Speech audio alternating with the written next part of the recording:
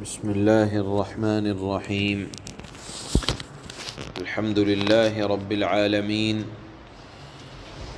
والصلاة والسلام على سيد الأنبياء والمرسلين محمد وعلى آله وأصحابه أجمعين. أما بعد، فأعوذ بالله من الشيطان الرجيم. بسم الله الرحمن الرحيم. وإلى عاد أخاهم هودا قال يا قوم اعبدوا الله ما لكم من إله غيره أفلا تتقون. قال الملأ الذين كفروا من قومه إنا لنراك في سفاهة وإنا لنظنك من الكاذبين.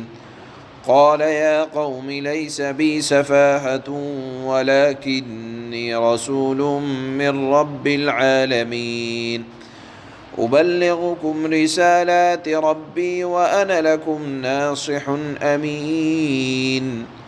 أوعجبتم أن جاءكم ذكر من ربكم على رجل منكم لينذركم واذكروا إذ جعلكم خلفاء من بعد قوم نوح وزادكم في الخلق بسطة فاذكروا آلاء الله لعلكم تفلحون.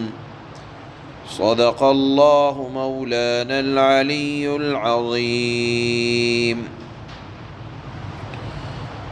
نافرمان قوموں کے حالات کا تذکرہ اللہ نے سورت میں سورہ اعراف میں اس کا بیان شروع فرمایا. پہلے حضرت نوح کا تذکرہ اور ان کی قوم کا تذکرہ ہوا. اب آج کے اس رکوع میں حضرت ہود اور ان کی قوم کا تذکرہ اللہ تعالی فرما رہے ہیں. حضرت ہود کا تذکرہ قرآن میں 7 جگہ ہوا، 9 صورتوں میں ہوا.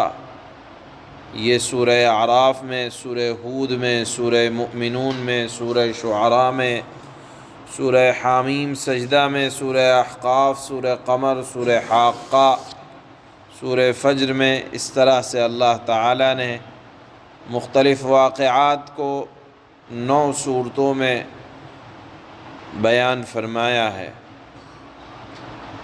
قوم عاد یہ عرب کی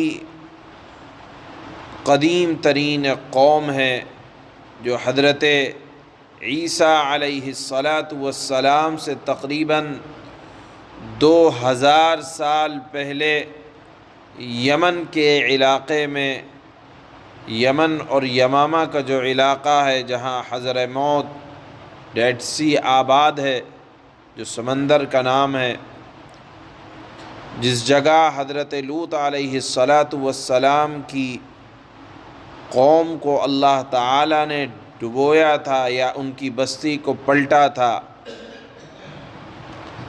یہ قوم وہاں اس کے ارد گرد آباد تھی. یہ قوم طاقت اور قوت میں ضرب المثال تھی. کہا جاتا تھا کہ اس جیسی قوم لمبے چوڑے بدن کے مالک، اور اللہ تعالیٰ نے ان کو ہنر یہ دیا تھا کہ وہ پتھروں کو تراشا کرتے تھے اور پتھروں کو تراش کر بتوں کو بنایا کرتے تھے اور اس کو بیچا کرتے تھے. اور یہ چیز ان کے پیشرو قوم سے ان کے اندر آئی تھی کہ وہ یغوث اور مختلف بتوں کے جو نام آئے وہ تراشا کرتے تھے اور بنایا کرتے تھے.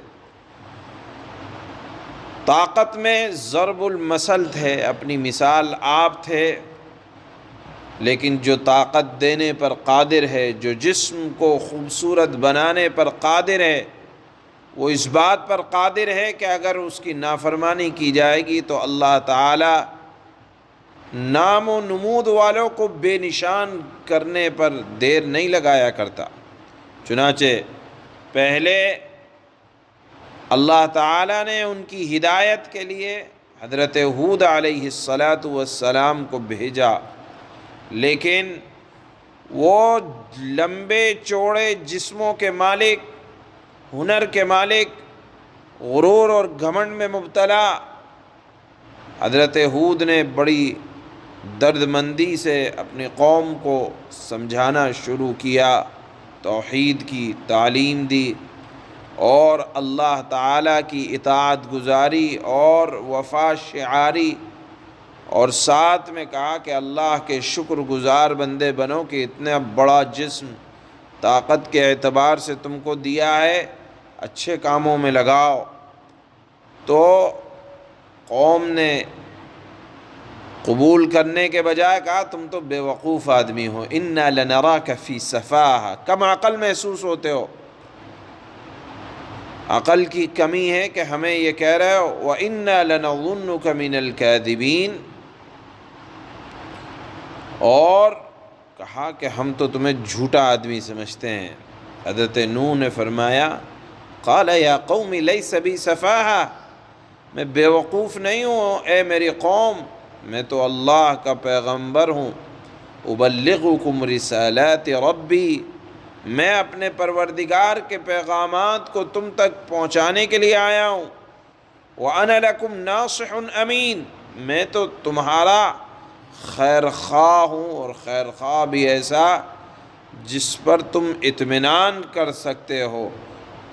بالآخر قوم نے سمجھانے والے کو بے وقوف کہا، اور یہ دستور ہمیشہ سے چلا آ رہا ہے کہ اللہ کے نیک بندوں کو لوگ کم عقل سمجھتے ہیں، بے وقوف سمجھتے ہیں، حالانکہ وہ اللہ تعالیٰ کی طرف سے انتہائی سمجھدار واقع ہوتے ہیں۔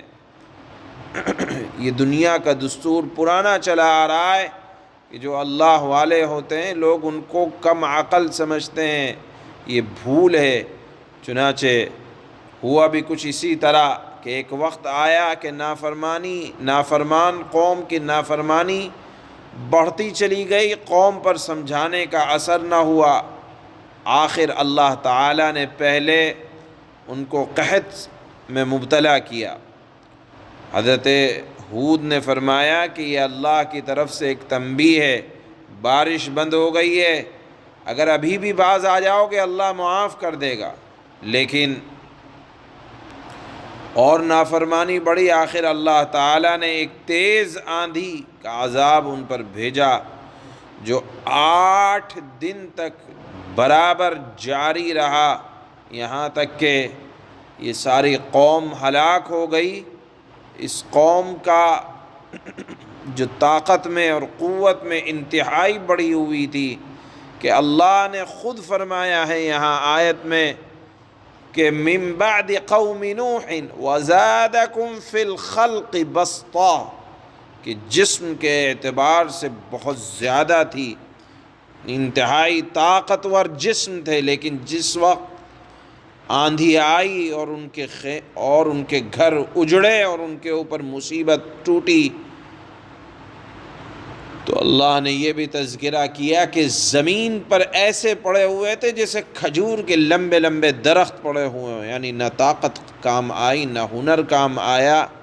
اللہ تعالیٰ کی پکڑ سے بچنا چاہیے۔ یہاں اللہ تعالیٰ نے قوم عاد کی تباہی کا ذکر اسی لیے فرمایا کہ وقت کے پیغمبر اور نبیوں کی بات اور ان کی دعوت کو قبول کرنا ہی نجات کی علامت ہے، ورنہ اللہ تعالیٰ کے ہاں نہ طاقت دیکھی جاتی نہ ہنر دیکھا جاتا، صرف اللہ کی اطاعت اور نبی کی بات کو ماننا دیکھا جاتا ہے، جس کا تذکرہ اللہ نے یہاں آیت میں فرمایا ہے۔ اللہ فرماتے ہیں وَإِلَىٰ عَادٍ أَخَاهُمْ هُودًا قَالَ يَا قَوْمِ اعْبُدُوا اللَّهَ مَا لَكُم مِّنْ إِلَٰهٍ غَيْرُهُ أَفَلَا تَتَّقُونَ، اور قوم عاد کی طرف ہم نے ان کے بھائی ہود کو بھیجا، انہوں نے کہا اے میری قوم اللہ کی عبادت کرو، اس اللہ کی عبادت کرو جس کے سوا تمہارا کوئی معبود نہیں، کیا پھر بھی تم اللہ سے نہ ڈرو گے؟ قال الملأ الذين كفروا من قومه إنا لنراك في سفاهة وإنا لنظنك من الكاذبين۔